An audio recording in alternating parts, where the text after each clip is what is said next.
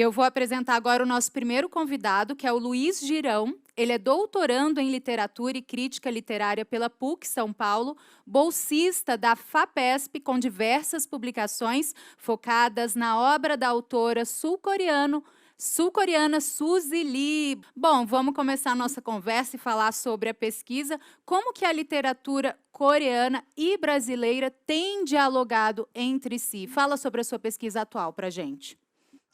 Tá ótimo. Eu estou finalizando agora o meu doutorado em crítica literária, né, focado em literatura infantil, e já tenho desde 2019, junto com a professora Yoon Jung-kim, que é a professora tradutora, né, e criadora do curso de Língua e Literatura Coreana da Universidade de São Paulo, que é o único curso de Língua e Literatura da América Latina. Então, é muito importante esse contato e trabalhar com a professora, 감사합니다, 선생님.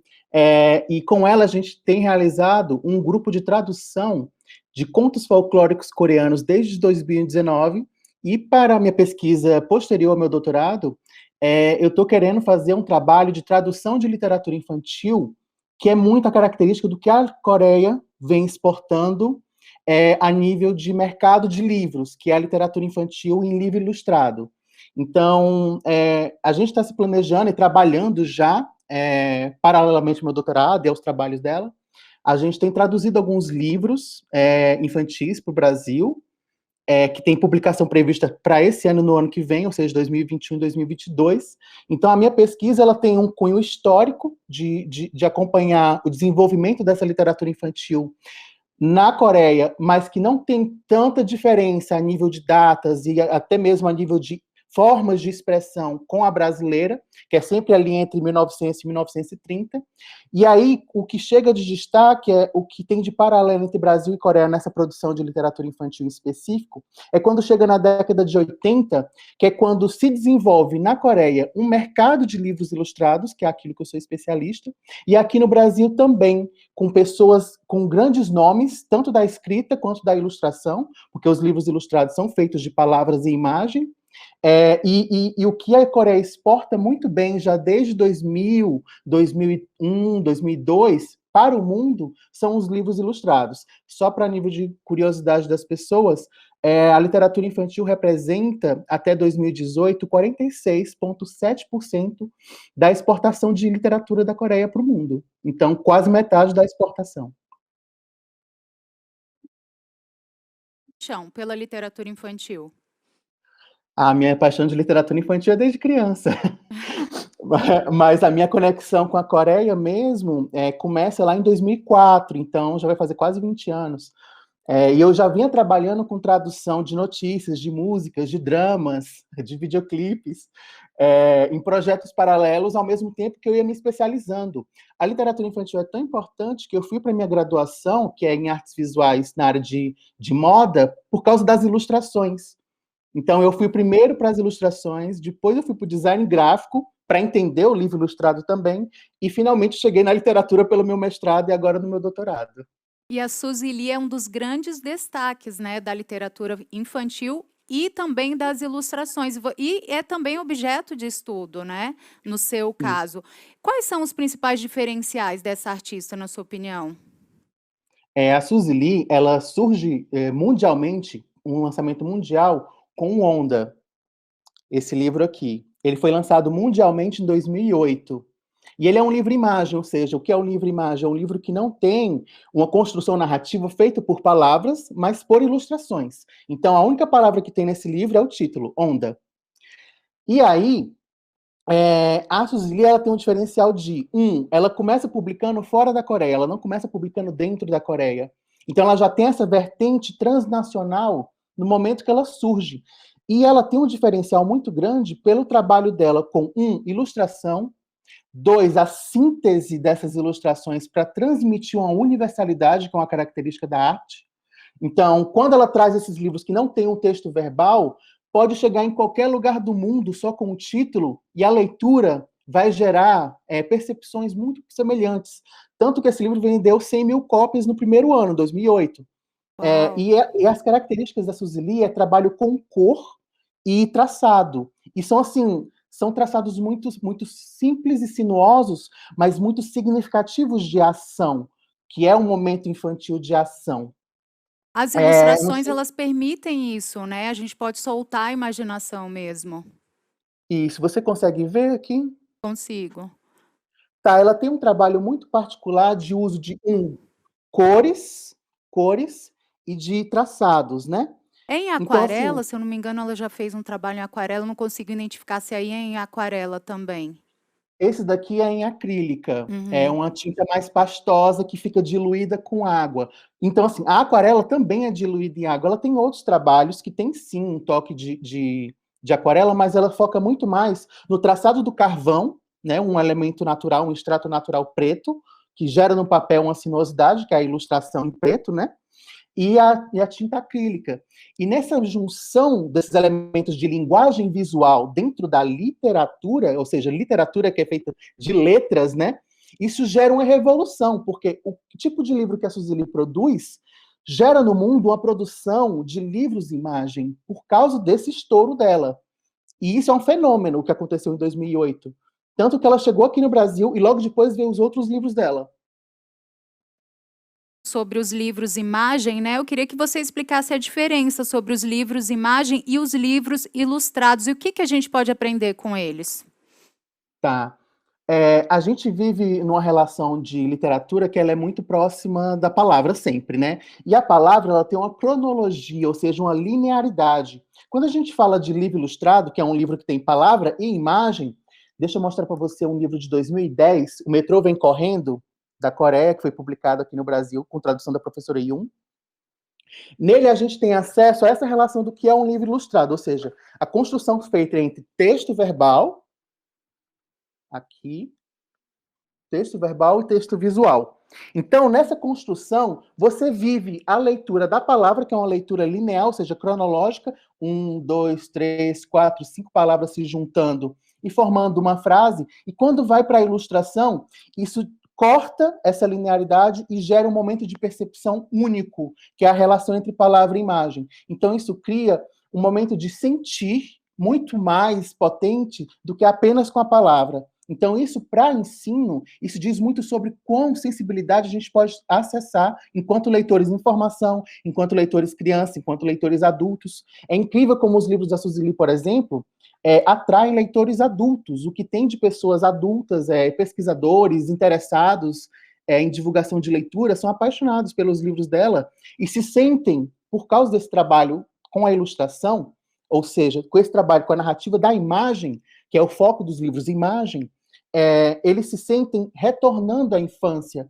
Então, isso é um trabalho muito de dar ao leitor esse momento de sair desse mundo adulto, desse mundo de cronologia, e entrar na percepção do sensível, daquilo que nos funda, aquilo que gera os sentimentos na gente.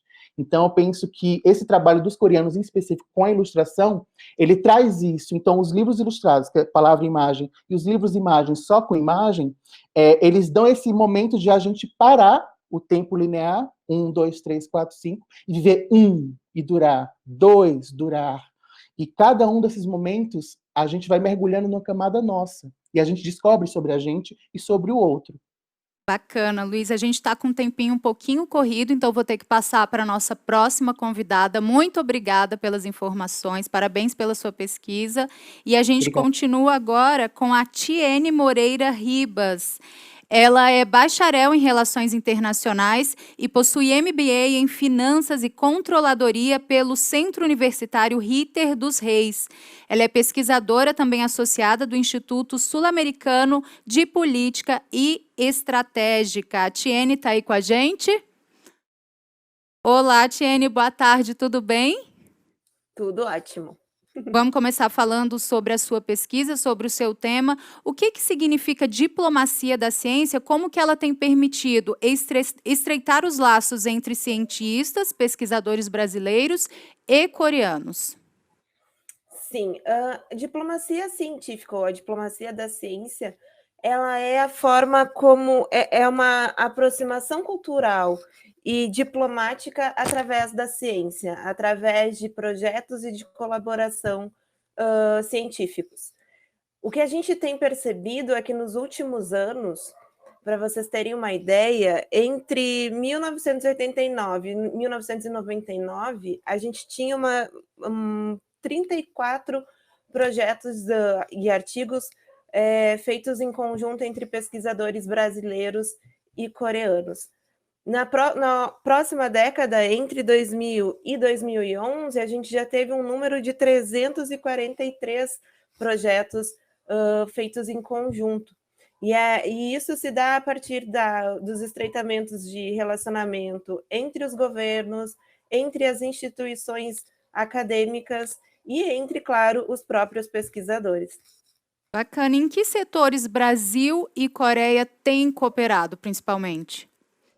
A gente tem cooperado principalmente na área de tecnologia, mas a gente tem um campo gigantesco onde a gente ainda pode colaborar naquilo que o Brasil tem expertise, que são todas as áreas das ciências naturais, e também onde a Coreia tem a sua maior expertise, que é a área da tecnologia. Então, a gente tem um grande espaço de colaboração, onde a gente pode criar e desenvolver projetos que possam aproximar as nossas nações. Eu vejo que a tecnologia é um dos grandes destaques da Coreia mesmo, né? Com certeza. E a pesquisa, ela visa muito entender como que é esse projeto da Coreia do Sul, como que a tecnologia é desenvolvida na Coreia do Sul, como que o Brasil pode aprender com eles e como que a gente pode colaborar para criar mais coisas juntas. Eu gostaria também de falar que eu fui selecionada também esse ano na Bolsa GKS, estou indo em agosto para a Coreia. Eu tô Com essa sabendo, eu ia falar pesquisa. sobre isso. Me conta sobre esse sentimento e como é que vai ser, né? Então, eu estou muito feliz. Foi um ano de muita dedicação, muito estudo, porque, como o pessoal está vendo, é uma bolsa que é concorrida, a gente precisa, sim, estar bem qualificado, estar bem seguro da nossa pesquisa, entender ela e entender como que a gente pode colaborar. E eu acredito que uma das minhas aspirações enquanto pesquisadora e também uma das minhas aspirações profissionais, pessoais, é divulgar também projetos, é fazer com que as pessoas que estão aqui conheçam e saibam o que está acontecendo lá, os interessados, os pesquisadores, os estudantes, e também mostrar para os pesquisadores na Coreia do Sul o que está sendo feito aqui no Brasil. A gente tem um distanciamento geográfico, e muitas vezes, por questões da língua, a gente também acaba tendo uma dificuldade de saber exatamente o que está sendo feito nos países, né? Então, isso também faz parte da diplomacia científica. A gente conseguir mostrar o que o Brasil tem feito, a gente entender o que a Coreia do Sul está fazendo, e a gente vê aí cada vez mais oportunidades para a gente poder trabalhar junto, e assim a gente construir relações de maior amizade. E como as coisas vão se alimentando, a gente cria mais amizades, a gente cria mais oportunidades, a gente cria mais projetos e a gente acaba se relacionando de forma cada vez melhor. Ótimo. Você já sabe quando vai? Fala mais um pouquinho, quando que você vai e as expectativas aí para esse novo momento? Eu estou indo no final de agosto. Eu vou estudar a língua coreana em Chungnam, na Universidade de Chungnam, por favor.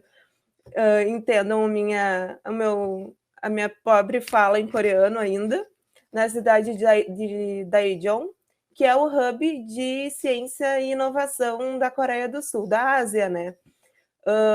As expectativas são muitas, a gente está muito feliz, eu e a minha família, porque foi muito importante, foi uma conquista, e eu espero que... E depois eu vou fazer meu mestrado na Universidade de Yonsei, na área de cooperação internacional, e as expectativas para a pesquisa é fazer com que a gente consiga trabalhar cada vez mais, a gente consiga entender como que é toda essa revolução que a Coreia está fazendo e que ela mostra. Então, é um projeto da Coreia ser, e ela já é, um grande e um líder de inovação.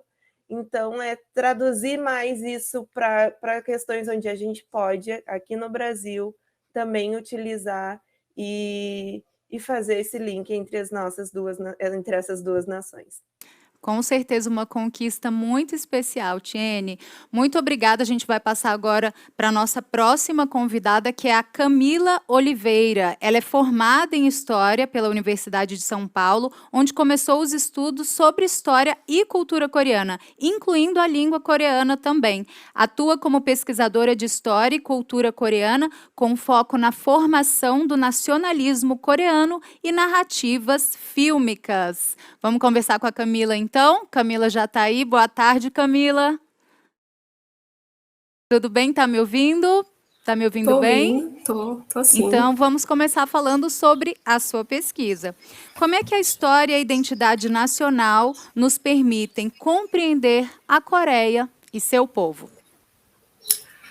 A premissa da minha pesquisa é compreender justamente a Coreia do Sul, né? Coreia do Sul, um país que tem aí um distanciamento da Coreia do Norte, ideologicamente, né? Mas tem aí um processo histórico, já a partir do século XIX, para se formar essa Coreia do Sul. Então, é justamente isso aí que eu abordo na minha pesquisa de mestrado, que foi defendida no mês passado, né? Então, a gente vai ter a formação da identidade nacional dos coreanos, né? Então, aí eu estou falando do povo coreano em si, a partir do século XIX. Ou seja, quando a gente está passando pelo declínio de ação, declínio econômico, problemas políticos, problemas aí na estrutura social, sociopolítica, né? As investidas imperialistas, então, no caso, né, o aumento aí das investidas dos Estados Unidos, do Japão, né, da Grã-Bretanha, interferindo aí, né, na movimentação política dos coreanos, certo? E também as transformações intelectuais com um movimento intelectual chamado Shilhak.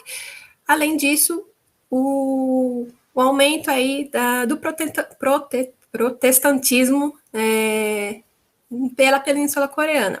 Isso tudo aí vai movimentar as camadas, né, as partes mais pobres, a população em si, né, a que não faz parte da elite, que não faz parte da corte coreana lá em Joseon, né, a se entender como coreano. Então, eles vão aí desenvolvendo, né, a consciência nacionalista do coreano, e a partir daí a gente vai ter uma Coreia definindo um nacionalismo que vai ser totalmente diferente do que a gente pode ver aí numa historiografia eurocentrista, né, tendo aí o próprio povo coreano tomando a identificação nacionalista e lutando aí pela soberania nacional, né? Então, a história, essa identidade nacional aí, para a gente compreender a Coreia hoje, a Coreia do Sul hoje, né, que tá aí bombando, todo mundo fala aí de Coreia do Sul, é essencial entender esses processos já lá do século XIX,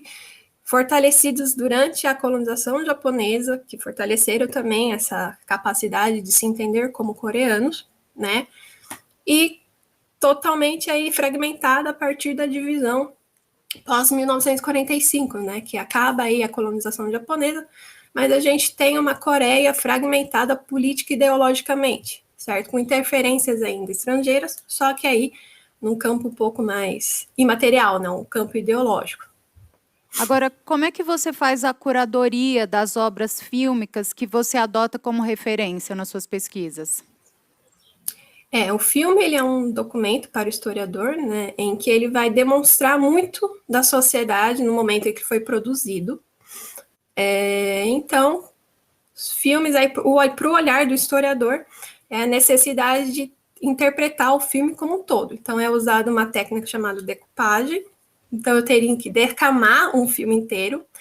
E eu escolhi um filme de 1955, né, o Piagol, porque é justamente um filme que foi produzido logo após a separação nacional, né, logo após a divisão nacional.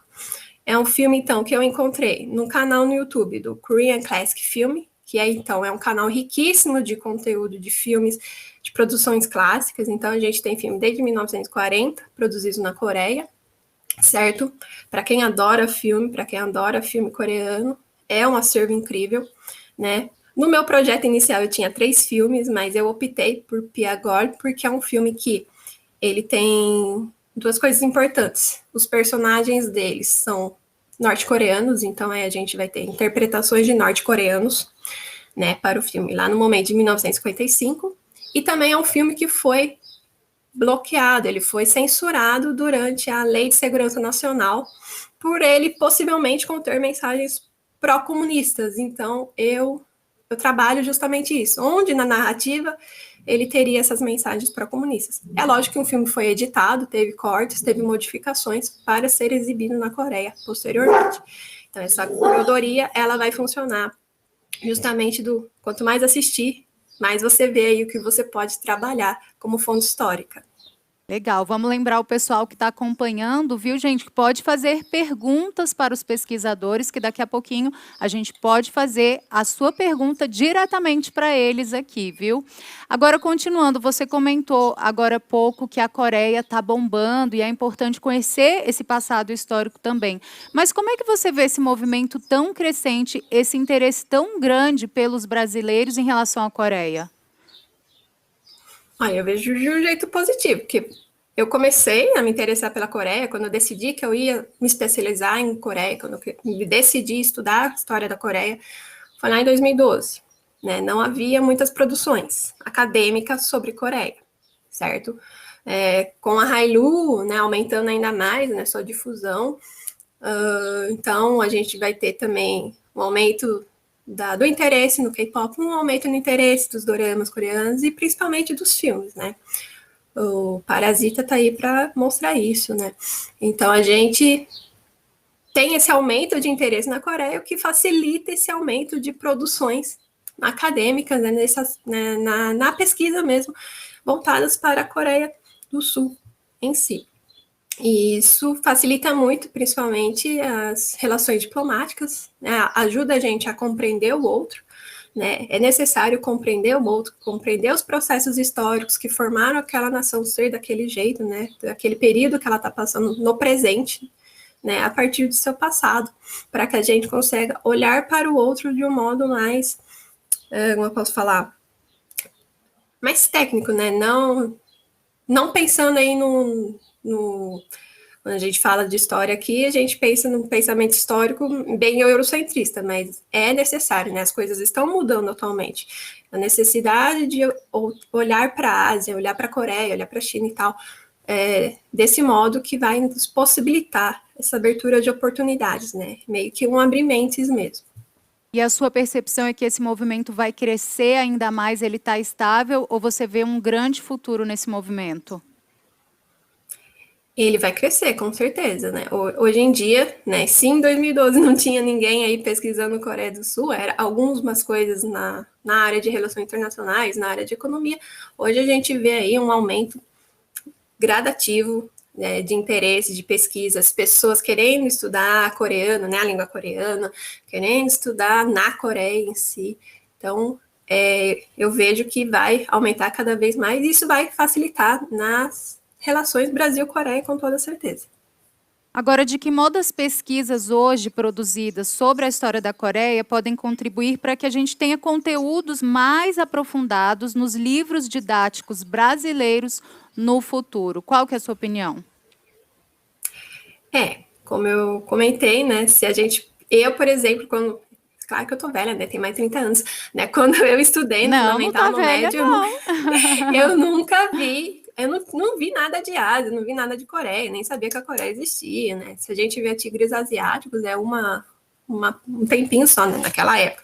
Hoje em dia, isso já está se modificando, como eu falei, o olhar do mundo, né, a percepção global tem que se voltar para a Ásia nesse momento, né, que ela que está realmente aparecendo, ela está usando todas as ferramentas possíveis aí, né, então temos aí o soft power, a gente vai ter a Hailu, a gente vai ter a tecnologia, então tá tendo aí uma emancipação dos países asiáticos, uma emancipação da Coreia aí, para se tornar cada vez mais visível no panorama, né, nessa configuração global, né, é óbvio que, claro que quanto mais pessoas pesquisando a Coreia no Brasil, né, tendo maior percepção da história da Coreia, né, a gente pode vai garantir uma maior abordagem, vai garantir uma maior transmissão de conhecimento da Coreia para os nossos livros didáticos. Então aí a gente pode ver aí uma movimentação de, ok, a gente viu muito de Europa, a gente viu muito dos Estados Unidos, vamos então entender um pouco mais de Coreia, um pouco mais de Ásia, certo? Porque, né, ver aí o que a gente pode aprender mutuamente um com o outro. Ok. Bom, então vamos ver se tem alguma pergunta de quem está acompanhando. E se não tiver chegado ainda, eu quero saber um pouquinho de cada pesquisador, falar um pouquinho sobre a experiência de pesquisar Coreia, sobre essa experiência pessoal e profissional. Como é que é trabalhar especificamente, né, com esse tipo de pesquisa? Vamos lá, quem vai responder primeiro? Pode Luiz, falar, se Tiene. quiser falar, que foi o primeiro. Então tá bom. É, é interessante isso que foi falado, né, pela Camila, e o que você perguntou a ela sobre os livros didáticos. A nível de curiosidade, aqui no Brasil, nós temos 66 títulos coreanos paradidáticos publicados, esses livros paradidáticos coreanos, publicados no Brasil pela editora Cáliz. Então, muitas crianças da escola hoje brasileira têm acesso ao ensino de matemática, ciências, a partir de livros coreanos, escritos e ilustrados por coreanos. Só para que vocês saberem, se chamam Coleção Tantan e Coleção Eureka. Inclusive, teve tradução da professora Yun alguns títulos. Sobre a minha perspectiva de pesquisa mesmo, eu acho que no campo da literatura infantil, um campo muito amplo de possibilidades, especialmente por causa dos livros ilustrados e das formas de literatura infantil que existem já há quase 100 anos, porque a literatura infantil coreana vai fazer 100 anos agora em 2023, que são a poesia, os contos e a música, mas eu vejo que também há um movimento de pesquisa que envolve a tradução literária, que é uma coisa que é muito importante formar, porque, como eu falei, o curso de Língua e Literatura Coreana da USP é o único da América Latina inteira, ou seja, um continente inteiro só tem um curso de graduação de pessoas que vão aprender a língua e a literatura coreana de forma acadêmica. Então, eu acho que há esse processo de formação de tradutores para a tradução de literatura. Inclusive, a gente está começando a aumentar a quantidade de títulos que chegam aqui no Brasil. A gente tem mais ou menos 30 títulos adultos e 15 títulos infantis, só para vocês terem números gerais. Então, eu vejo que há, sim, pesquisas acadêmicas dentro da área de infantil, dentro da área de estudos da língua. Existe também estudos de literatura comparada, de literatura contemporânea brasileira e coreana, por exemplo, Clarice Lispector e Park Kwon-seo. E também a gente tem essa pesquisa que envolve as traduções e possibilidades da Han Kang, né, que é a autora da Vegetariana e recentemente do publicado Atos Humanos. Então, eu penso que está florescendo dentro dessas frentes que a literatura coreana tem hoje, tanto historicamente quanto representativamente, que é a questão das autoras mulheres, ou seja, a literatura feminina, da literatura infantil e também da tradução literária, que são focos de pesquisas interessantíssimos até para quem está dentro da área de letras e dentro da área de linguística, por exemplo, que é o ensino da língua coreana como segunda língua, ou o ensino do português na Coreia como segunda língua, né? Eu penso que dentro dessa área é interessante esse fluxo de temas. Muito interessante, é um grande fluxo mesmo. Agora eu quero saber da Tiene, o depoimento da Tiene sobre como é que é trabalhar pesquisando sobre a Coreia. Conta um pouquinho sobre sua experiência pessoal e profissional como um todo. Eu pesquiso Coreia relativamente há pouco tempo. A Coreia me despertou depois de uma viagem que eu fui para lá em 2019, conhecendo muito pouco sobre a Coreia. Fui fazer uma viagem de turismo mesmo e voltei encantada e pensando como que eu posso contribuir, como que eu posso estudar. Daí veio já a minha mente internacionalista pensando no onde que eu podia encontrar minha pesquisa, né? Eu sei que a gente tem uma audiência de muitas pessoas que querem estudar, que estão iniciando a carreira acadêmica ou pensando num mestrado. A minha pesquisa com a diplomacia científica e com a cooperação internacional, ela surgiu a partir de uma notícia que a Embaixada da Coreia publicou sobre um navio que foi entregue à comunidade ribeirinha que tinha tecnologia coreana, uma comunidade ribeirinha no Amazonas. Aquilo me deixou muito curiosa. Então, a partir de uma curiosidade minha, de uma notícia, eu comecei a pesquisar, eu fui atrás, eu conversei com os professores da Universidade de Taubaté, aí eu conversei com o organizador da FAPESP, o diretor da FAPESP, acabei criando e indo atrás de respostas daquilo que, no fim, acabou se tornando um termo, né, da diplomacia científica, que era um termo novo para mim. Então, assim, quero incentivar as pessoas a estudarem, a perceberem que uma coisa pode estar na nossa frente. E a partir dessa pesquisa, claro, veio outras coisas, eu fui descobrindo a diplomacia científica, fui entendendo como que ela funciona, e também, como pesquisadora, participar de grupos de pesquisa. Às vezes a gente pode já não estar mais dentro da universidade, mas a gente pode contribuir e estudar e participar dos grupos de pesquisa que tem dentro das universidades. Eu participo do grupo AFSHILA, que é Oficina de Estudos em China e Leste Asiático. A gente precisa estar em contato com outros pesquisadores e a gente precisa fortalecer a nossa rede de pesquisadores de Ásia no Brasil e na América Latina. Então, eu entendo que descobrir o objeto de pesquisa é muito importante, tudo que ele abre para a gente.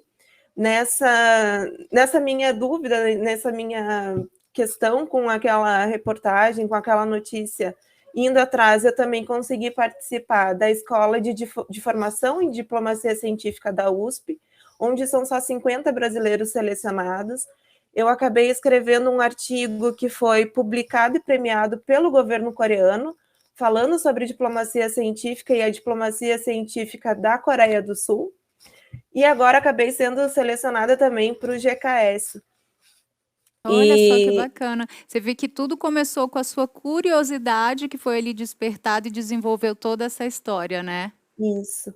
E eu quero se eu posso deixar uma mensagem para todo mundo que está assistindo e que está pensando e como fazer, para fazer, sabe? A gente tem muito o medo de iniciar, o medo de muitas vezes as questões acadêmicas elas ficam muito distantes da gente. E a melhor forma da gente fazer isso é conversando com outras pessoas, conversando com amigos, indo atrás de informações, e realmente eu peço para que as pessoas se encorajam, porque é importante. A gente está vendo agora, falando sobre a Coreia, como ela tem crescido, então a gente tem um campo gigantesco de pesquisa em muitas áreas. A gente pode pesquisar a Coreia do Sul, como a gente pode pesquisar coisas que estão para estudar na Coreia, né? O campo de engenharia. Tu não vai estudar diretamente algo relacionado à Coreia do Sul, mas estando lá já é um grande feito. Com certeza, e é um campo bem vasto. Exatamente. E eu acho que a gente pode e deve aproveitar esse momento para nos fortalecer enquanto pesquisadores e fortalecer as pessoas que querem entrar nesse campo da pesquisa, que ela é muito importante para todo mundo. Tá dado o recado. Agora a gente vai conversar com a Camila, que eu quero saber o depoimento da Camila, contar um pouquinho para a gente sobre a experiência pessoal e profissional de pesquisar Coreia. Assim, é um desafio, né? Pelo menos na minha área, história, né? Pois no Brasil, o meu trabalho como historiadora, o meu trabalho de história da Coreia, ele é pioneiro, né? Então, eu tive probleminhas de encontrar orientação, programa aí de graduação que aceitasse o meu projeto, certo? Para o doutorado, a mesma coisa, né? Estou pensando em fazer doutorado, continuar com a Coreia, né? Minha intenção é continuar definitivamente com a Coreia, porém, né, tem aí essa dificuldade no campo da história de encontrar orientação que aceite aí trabalhar com a Coreia, um programa que né, acolha, né, o investimento, pois a área de história ela está meio sendo aí devassada, né, meio sucateada de fato, né? Então, assim, foi um pouquinho dolorido meu processo de pesquisa, não vou mentir não, foi dolorido, pois era uma responsabilidade muito grande, né, fazer isso aí no mestrado. A pesquisa em si tem uma significação muito grande para a gente, né? Foi aí processo de muita pesquisa, eu li demais, eu li muito, né? Por eu tratar de um filme de 1950, então tinha muito artigo em coreano, né? Então, ok, entendo coreano, beleza, né?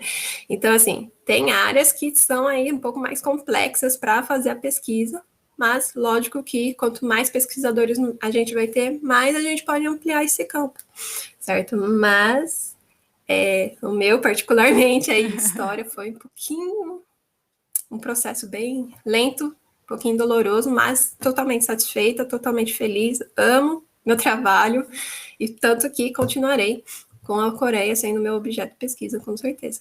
E com muita disciplina também, com certeza, Nossa, né? sim, muito. Pelo que você contou. Que é importante para a pesquisa, né? Com certeza, né? Nem tudo são flores. Nem tudo são flores. Vamos continuar mas a agora. gente fica realizado.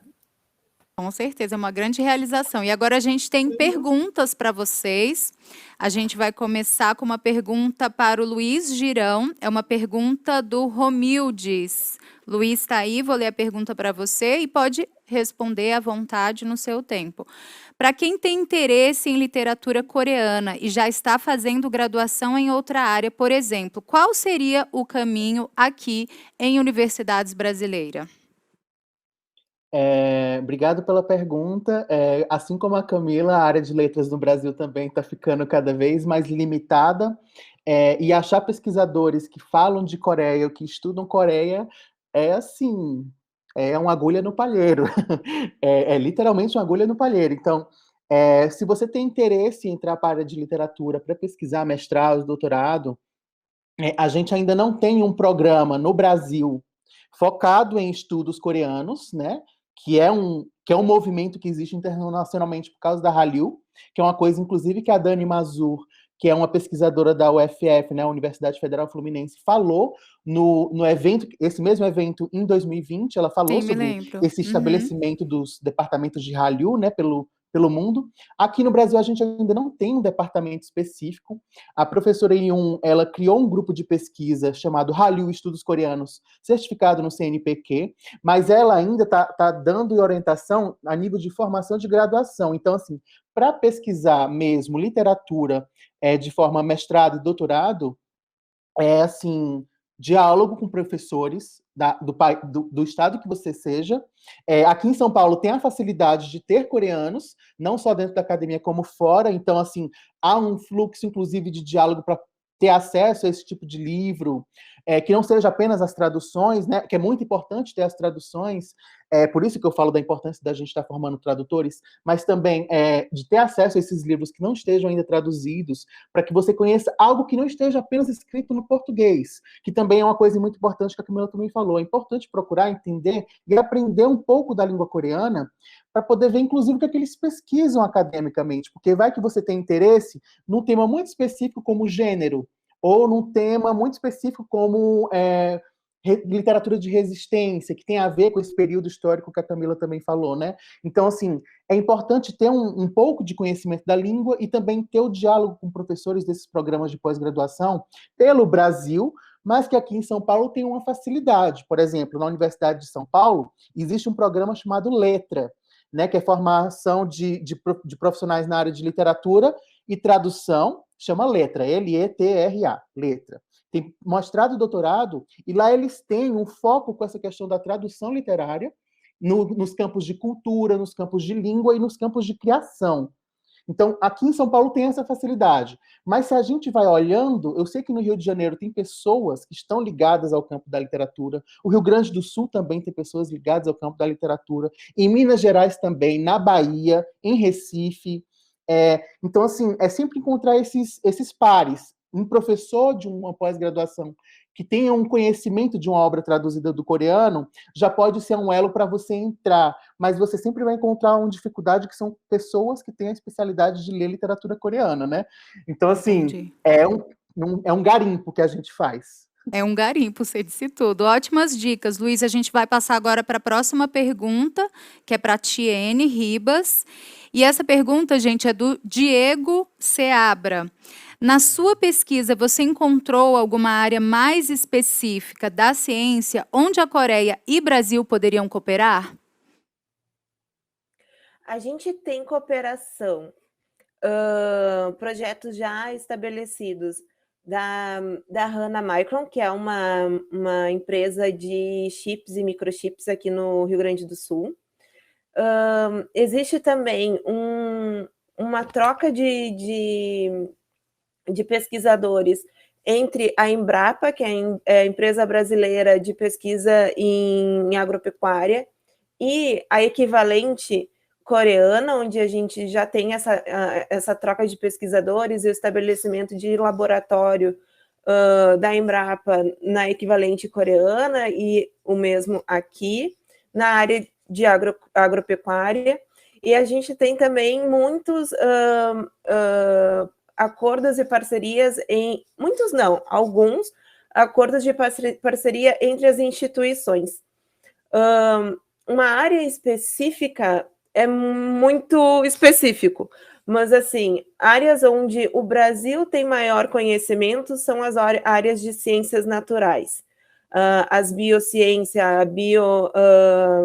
a bioengenharia, que são áreas onde a gente contribui muito com o nosso conhecimento para a Coreia do Sul.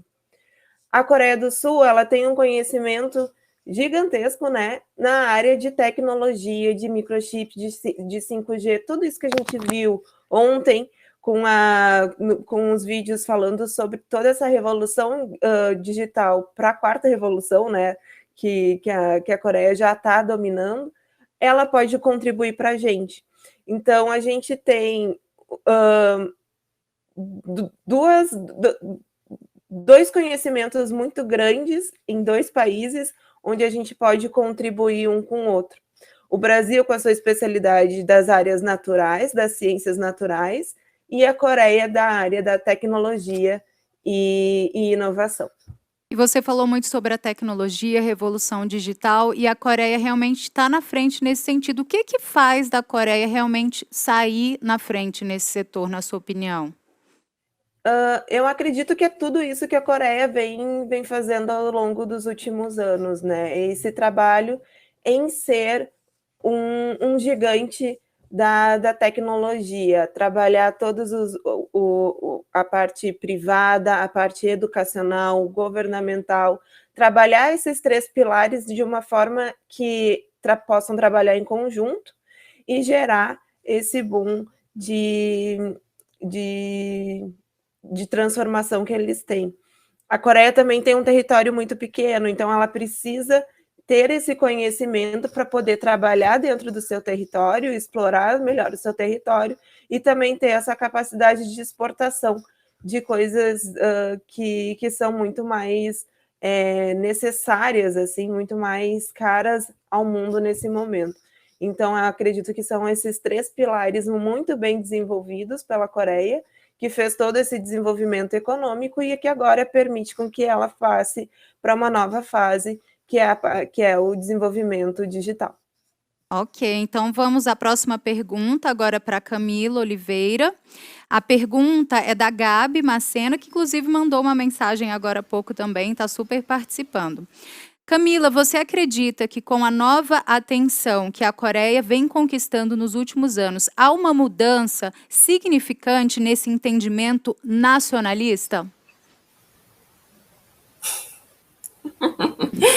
Olha, assim como acontece, né, a partir do momento em que, a partir do imperialismo, né, o neocolonialismo, a partir do momento em que as configurações de nações precisam se reorganizar, né, a Coreia do Sul não é diferente disso, né, ela cria aí suas políticas através com o Syngman-rhee, ok, né, a partir de 1948, principalmente. Atualmente, a gente vê uma aproximação com o Ocidente, né?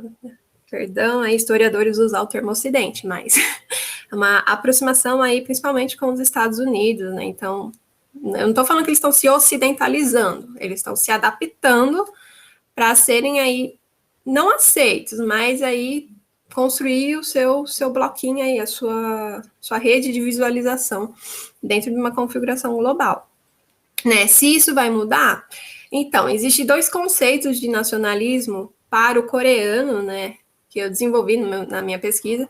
Uma delas chama Minjok e uma chama Minjung, né? Uma delas, ela vai estar aí falando desse nacionalismo que é a Coreia do Sul de agora, né? Que é a Coreia aí, né, desenvolvimentista, progressista, né? Dentro aí do campo do capitalismo. E vai ter a outra, né? A Minjung, já pensando numa profundeza maior desse nacionalismo deles, né? Eles equilibram aí a questão. São coisas que eles estão retomando, na verdade, né? A questão do, ok, sou sul-coreano, o que é o ser sul-coreano, né? Então, assim, existe aí um diálogo entre esses nacionalismos da Coreia, principalmente, né? Pensando na reaproximação com a Coreia do Norte, né? Pensando aí nas políticas internacionais, principalmente com a Coreia do Norte, né? Então, é claro, o nacionalismo é uma coisa modificável, não é? É uma coisa mutável, né? Ninguém vai... foi definido assim o nacionalismo, vai ser sempre assim. Então, existe aí várias coisas aí configurando no atual nacionalismo da Coreia do Sul.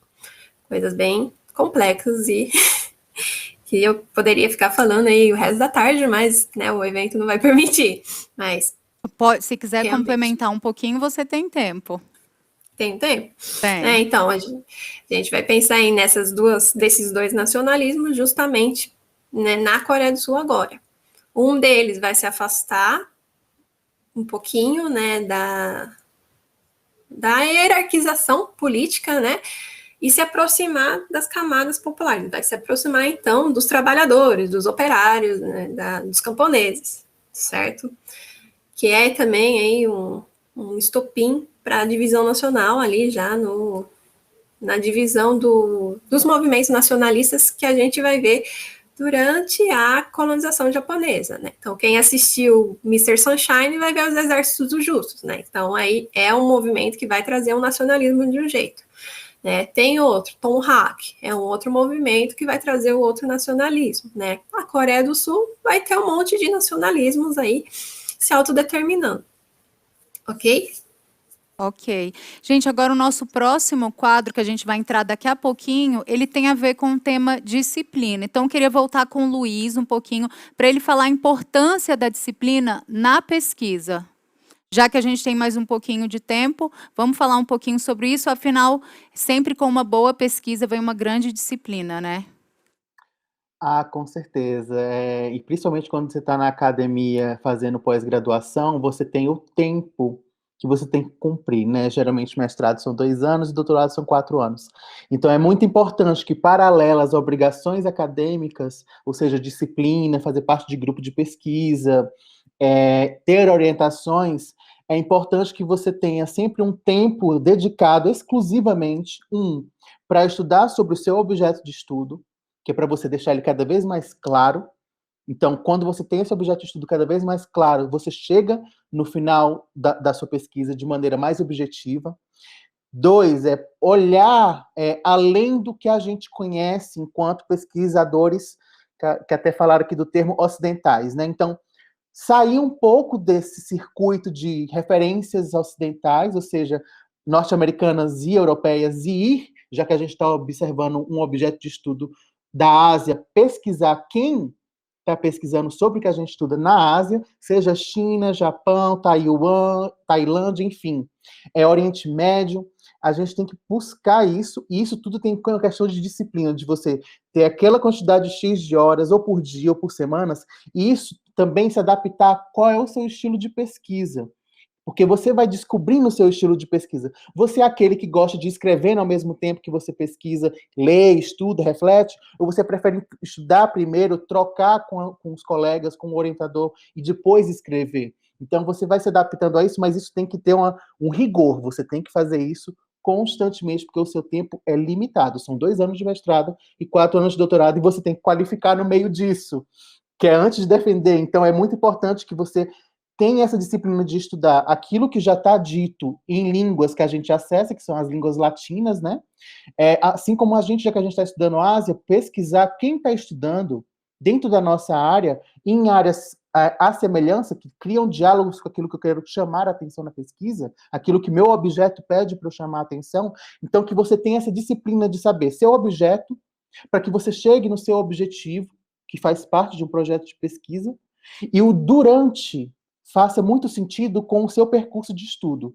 Então, aquilo que você vai investigando, ao mesmo tempo vai virando parte da sua pesquisa e ao mesmo tempo você vai ganhando a sua voz enquanto pesquisador. Eu penso Bacana. que isso é um percurso. Bom que você trouxe várias dicas também. Agora eu quero saber da Camila. Camila, como que você lida com a disciplina aí no seu trabalho, nas suas pesquisas?